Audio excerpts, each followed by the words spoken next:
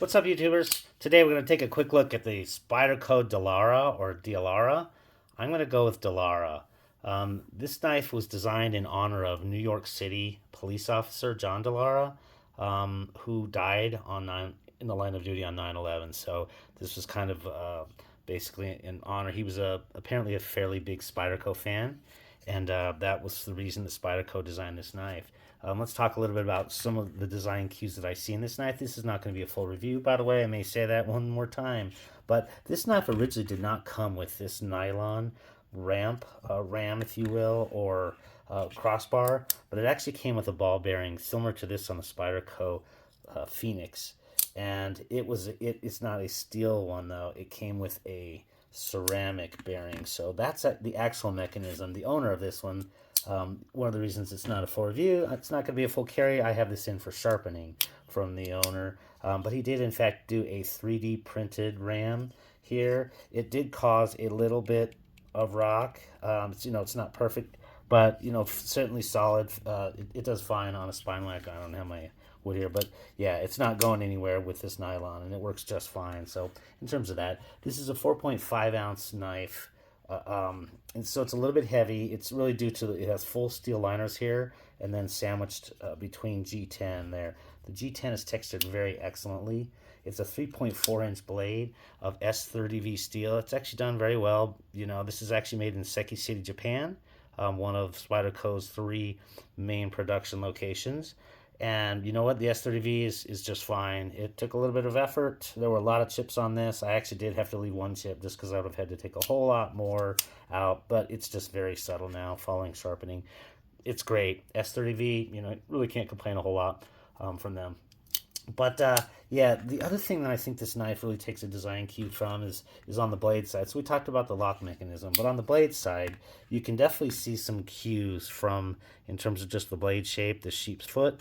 This is the Spyderco Stretch 2, and also you can see this kind of little palm swell here, and that really provides you kind of good security there. So there's definitely some design cues from that.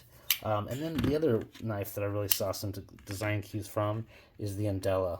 In fact, as a blade shape, if you look at the actual cutting blade shape, as well as the placement of the hole, the blade stock, wow, it's like, yeah, it's very much like the Andela there. And it just kind of felt like that. Plus, it was a lot thinner in the hand, and it has the full liners. Of course, the Andela, though, you can see that they're actually inset liner versus just all the way out, forming a full sandwich. So an interesting little knife. It is discontinued, which is why you're not going to see this knife a whole lot. This is actually, though, this is the 3rd iteration. So this is the Dallara 3. And so yeah, they definitely made some mods over time. And but it is in fact discontinued now, which means it may come back if any sort of high demand comes for it. That sort of thing happens from there. In terms of really the likes on this knife that I will say is, everything else is standard Spyderco. The things that I really liked about it really was the hand swell is really good for giving you security because it's a fairly thin blade. And so that kind of just gives you that, and it kind of reminds me of a nice fixed blade. The G10 texturing is perfect. It's great for in the pocket, out of the pocket, not too rough like sometimes Spyderco can be and tears up your pocket. I actually prefer the wire clip here. It is tip up, right and left, and I just happen to prefer it certainly in hand. And then it's wash and pocket compared to their regular one, just so much more comfortable. So really good, I think, on that one. And then the thinness when carrying. Of course, there's going to be a trade-off there. This knife definitely has some, it's just super easy carry, thin. Really can't complain about a whole lot of that. Not super heavy. 4.5 ounces maybe a little bit heavy. But it's just a very comfortable, this is definitely a good user knife. I don't even know what it costs. I'm assuming this is, if I had to guess when it was selling, I'm probably going to guess it's somewhere in the 110 to 140 range. I'm not sure. That would make sense. Maybe a little bit more. Who knows? Being Seki City, Japan.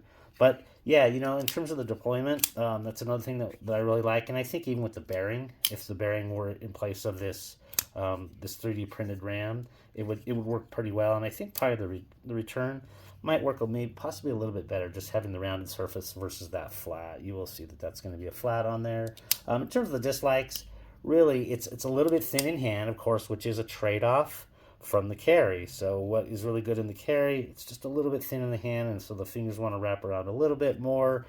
Don't particularly love that. And then the T6 body screws. These just, Spyderco's pretty good about making things reasonable, and I just didn't like the fact that it did use, if you have to disassemble, T6 body screws. So other than that, though, this is just a quick look. Like I said, not a full review, not a full carry. The knife cuts fine. It's 0.11 thin blade stock geometry. And if you happen to, are interested in this might be something on the secondary market, or, keep an eye out for it in the future. I hope this was useful. If not, interesting, I appreciate like and subscribe it. Well, if it was, take care.